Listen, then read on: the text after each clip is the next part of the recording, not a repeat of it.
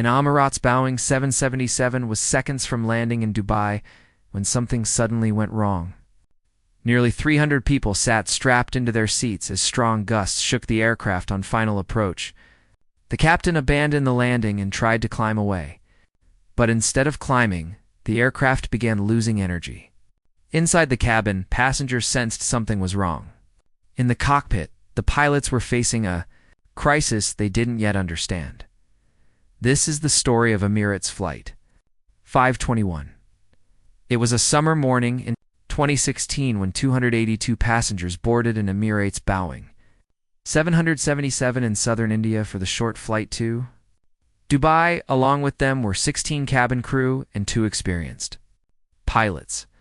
The captain had over 7,000 flight hours, while First Officer Jeremy Webb had nearly 9,000 total hours. Both had strong records and knew the route well. Passengers had every reason to feel safe. The flight departed normally and climbed to 36,000 feet. Hours later, as Flight 521 approached Dubai, the crew reviewed the weather. Visibility was reduced by dust, winds were unstable, and wind shear warnings had been issued. Wind shear is a sudden change in wind speed or direction. It can create serious problems during landing. The captain reviewed the escape procedure with the first officer before they began descending. As they approached Dubai, conditions became more complicated. Another aircraft had reported wind shear, and 2 aircraft ahead had already gone around. But Flight 521 never received that information because of communication gaps. As far as the crew knew, conditions still appeared manageable. Just over a minute before landing, the aircraft was fully configured and cleared for runway 12 left. What nobody realized was that 2 opposing winds had formed along the runway itself. A tailwind existed at one end and a headwind at the other. Flight 521 was heading straight toward the point where they met, at 1,000 feet. The captain disconnected the autopilot. The approach remained stable point for 00 feet. Decision. Right. The first officer briefly called out a stronger tailwind, but seconds later it dropped back within limits. 100 feet, 50 feet. Then the wind changed. The tailwind weakened and became a stronger headwind. More air flowed over the wings, increasing lift. Instead of settling onto the runway, the aircraft began floating above it.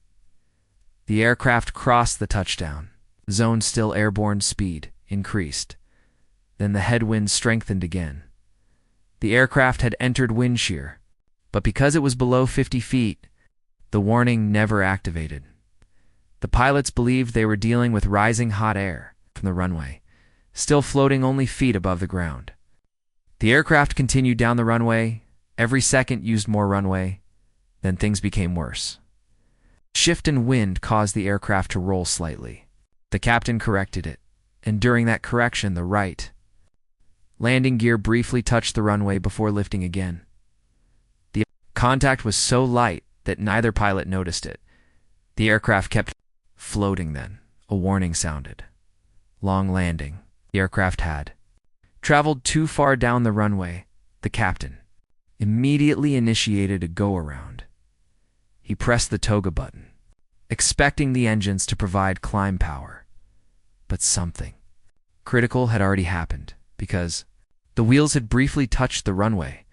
The aircraft logic considered itself in landing mode. The toga command was disabled. The pilots didn't know it. As far as the aircraft was concerned, it was landing. As far as the pilots were concerned, they were climbing away. The captain pulled back. The aircraft climbed. The first officer called positive rate and raised the gear. Neither pilot noticed the engines were still at idle power. The aircraft continued climbing, but speed rapidly disappeared. Inside the cabin, passengers simply felt a normal go-dash around no. One knew the engines were still idle. Tower instructed the aircraft to climb to 4,000 feet. Meanwhile, the aircraft kept slowing. Then a warning sounded. The aircraft was approaching a stall. Only, now did the pilots focus on their speed? They assumed wind changes had suddenly caused the problem, wind shear. "Toga," the captain called. But they were wrong again. The problem wasn't wind shear.